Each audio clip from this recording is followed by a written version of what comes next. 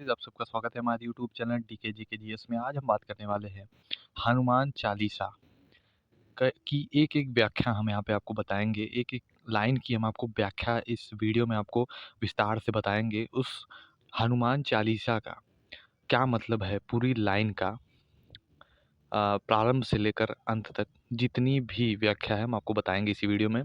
तो बने रहिए हमारे साथ और बोलिए जय श्री राम। तो आइए हम देखते हैं क्या क्या उनकी लाइन्स हैं। तो चलिए वीडियो को स्टार्ट करते हैं।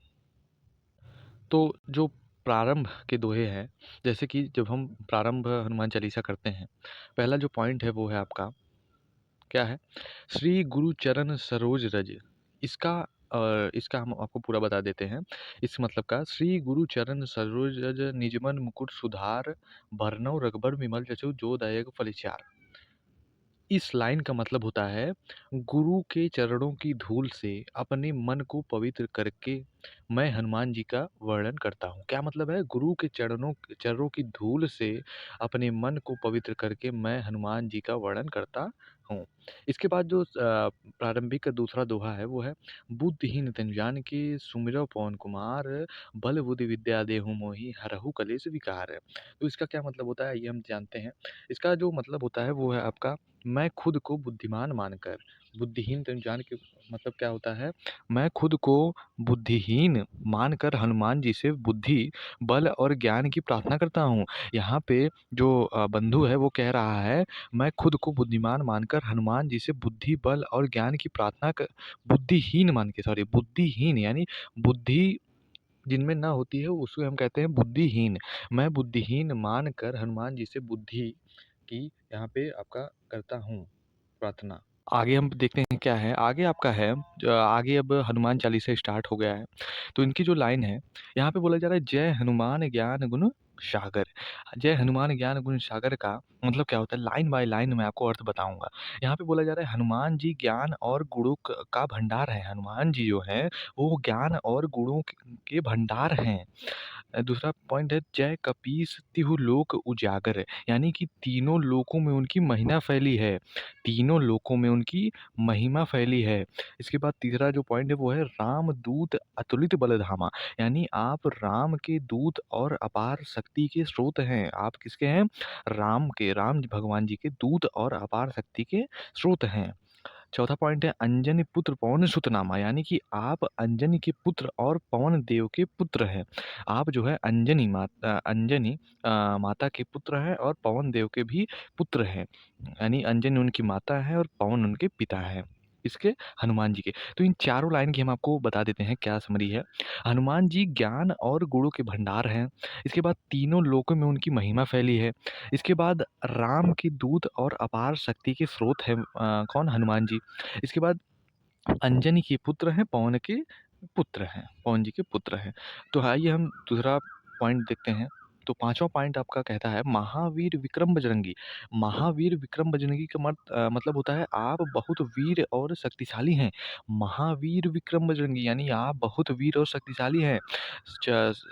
छठा पॉइंट है, कुमति निवार सुमति के संगी, यानी आप बुरी बुद्धि को दूर करके अच्छी बुद्धि देते हैं। कुमति निवार सुमति के संगी का मतलब होता है, आप बुरी बुद्धि को दूर करके अच्छी बुद्धि देते हैं इंसानों को, और हर एक प्राणियों को अच्छी बुद्धि डालते हैं बुरी बुद्धि को हटाकर। इसके बाद सातवां पॉइंट क्या है, कंचन वरण विराज सुबेशा, यानी कि आपका शरीर सोने जैसा चमत्कार है। कंचन वरण विराज सुबेशा का मतलब होता है, आपका शरीर सोने जैसा चमत्कार है। इसके बाद आठवां पॉइंट है, कानन कुंडल कुंचित केसा। कानन कुंडल कुंचित केसा का क्या मतलब होता है, आपके कानों में कुंडल और घुंघराले बाल हैं। आपके कानों में कुंडल और घुंघराले बाल हैं। तो इन 4 पॉइंट का मैं आपको बता देता हूँ अर्थ। यहाँ पे बोला जा रहा है कि आप बहुत वीर और शक्तिशाली हैं हनुमान जी को। इसके बाद आप बुरी बुद्धि दूर करके अच्छी बुद्धि प्रदान करते हैं। और इसके बाद आपका शरीर सोने जैसा चमत्कार है। इसके बाद 8वां पॉइंट का मतलब होता है, आपके कानों में कुंडल और घुंघराले बाल हैं। इसके बाद 9वाँ पॉइंट हम देखते हैं, 9वाँ पॉइंट बोल रहा है, हाथ ब्रज और ध्वजा विराजे। यानी आपका हाथ में ब्रज और ध्वज है, आपके हाथों में ब्रज और ध्वज है। इसके बाद 10वाँ पॉइंट में बोला है, काँधे मूज जनेऊ साजे। यानी कि आपके कंधे पर जनेऊ शोभा देता है। काँधे मूज जनेऊ साजे माने आपके कंधे पर जनेऊ शोभा देता है। इसके बाद 11वें पॉइंट में बोला जा रहा है, शंकर सुवन केसरी नंदन। यानी कि आप भगवान शिव के अंश और केसरी के पुत्र हैं। आप भगवान शिव के अंश और केसरी के पुत्र हैं। इसके बाद 12वाँ पॉइंट बोला, तेज प्रताप महाजगवंदन। यानी कि आपका तेज और प्रताप पूरे संसार में प्रसिद्ध है। आपका तेज और प्रताप पूरे संसार में प्रसिद्ध है। इसके बाद 13वाँ पॉइंट जो बोला जा रहा है, 13वाँ पॉइंट बोला जा रहा है कि व विद्यावान गुणी अति चातुर। यानी कि आप बहुत ज्ञानी, गुणवान और बुद्धिमान हैं। आप बहुत ज्ञानी और गुणवान और बुद्धिमान हैं। इसके बाद 14वाँ पॉइंट बोला, राम काज करिबे को आतुर। यानी कि आप हमेशा राम जी के कार्य करने के लिए तैयार रहते हैं। आप हमेशा राम जी के कार्यों को करने के लिए तैयार रहते हैं। इसके बाद 15वें पॉइंट में बोला जा रहा है, प्रभु चरित्र सुनबे को रसिया। यानी कि आपको राम जी की कथा सुनना बहुत पसंद है। यानी कि यहाँ पे बोला जा रहा है हनुमान जी के बारे में कि हनुमान जी जो है वो श्री राम भगवान के बहुत ही बड़े भक्त हैं और उनकी कथा सुनने में इन्हें आनंद बहुत पसंद होता है। इसके बाद 16वें पॉइंट में बोला जा रहा है, राम लखन सीता बन बसिया। यानी कि आप राम, लक्ष्मण और सीता के हृदय में बसते हैं। इसका क्या मतलब है, राम लखन सीता वन मन बसिया। यानी कि आप राम, लक्ष्मण जी, सीता जी के हृदय में बसते हैं, मन में बसते हैं। इसके बाद 17वां पॉइंट आपका है कि सूक्ष्म रूप धरि सियहि दिखावा। यानी कि आपने छोटा रूप धारण करके सीता जी को दर्शन दिए। सूक्ष्म रूप धरि सियहि दिखावा क्या क्या मतलब होता है, आपने छोटा रूप धारण करके सीता जी को दर्शन दिए हैं। इसके बाद 18वां पॉइंट बोला जाए, विकट रूप धरि लंक जरावा। यानी कि आपने भयानक रूप लेकर लंका जला दी। विकट रूप धरि लंक जरावा यानी लंका यानी लंक यानी लंका जला दिया। आपने भयानक रूप लेकर लंका को ही जला दिया। इसके बाद 19वें पॉइंट में बोला जा रहा है, भीम रूप धरि असुर संहारे। यानी कि आपने राक्षसों का नाश कर दिया है। आपने राक्षसों का नाश कर दिया है। इसके बाद 20वें पॉइंट में बोला जा रहा है, रामचंद्र के काज सवारे। आपने राम जी के सभी कार्य पूरे किए। आपने राम भगवान के सभी कार्यों को पूरा कर दिया है। जो भी उनका काम है वो आपने पूरा कर दिया है। आइए अब हम आगे देखते हैं।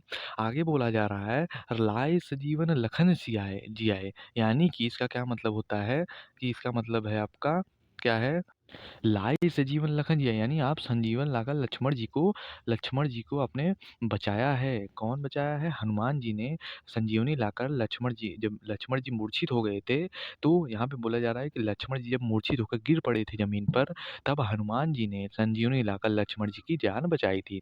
श्री रघुवीर हरषि उर लाए। यानी कि राम जी ने खुश होकर उस दौरान आपको गले लगाया। यानी कि जब लक्ष्मण जी मूर्छित होकर गिर पड़े थे, तो आपने संजीवनी लाई थी और लक्ष्मण जी की जान बचाई थी। उस दौरान राम जी ने आपको खुश होकर गले लगा लिया था, अपने सीने से लगा लिया था। रघुपति कीन्ही बहुत बड़ाई। यानी कि राम जी ने आपको बहुत प्रशंसा की, राम जी ने आपकी बहुत प्रशंसा की। राम जी ने उस दौरान जब लक्ष्मण जी ज़िंदा हो गए, तो उस दौरान राम जी ने आपको गले लगा के बहुत ही प्रिय मन से आपकी प्रशंसा की। इसके बाद तुम मम प्रिय भरतहि सम भाई। यानी कि उन्होंने कहा कि तुम मेरे लिए भरत जैसे प्रिय हो। मैं आपको बता दूँ, भरत जो है वो राम जी के ही भाई हैं। राम जी के ही भाई हैं भरत जी। तो उन्होंने राम जी ने कहा कि जैसे मेरा भाई मेरे लिए इतना प्रिय है, उसी तरह तुम भी हनुमान मेरे लिए उतने ही प्रिय हो, भरत जैसे ही प्रिय हो। 25वें पॉइंट में बोला जा रहा है कि सहस बदन तुमरो जस गावें। यानी कि हज़ारों मुख भी आपकी महिमा पूरी नहीं गा सकती।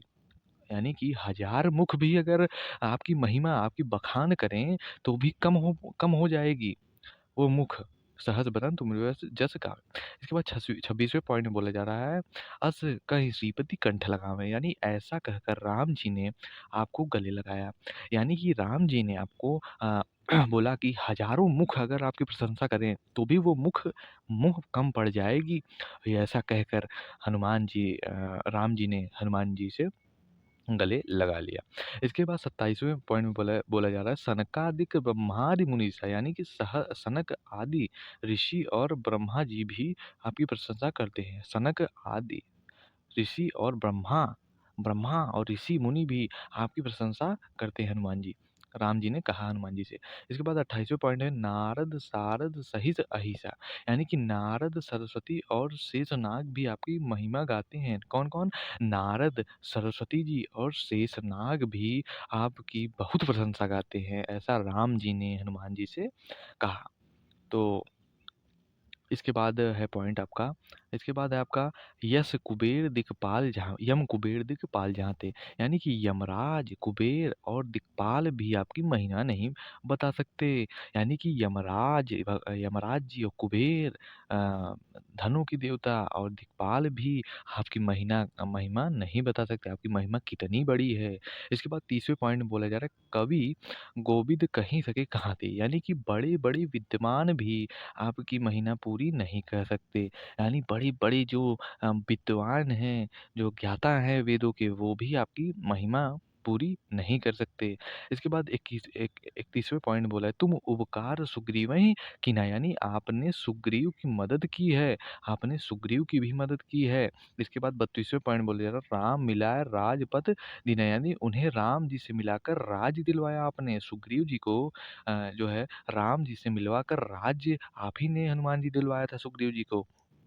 तो मैं आपको बता दूँ कि ये आपका आधा वीडियो है, आधा पार्ट है इस हनुमान चालीसा का की व्याख्या का।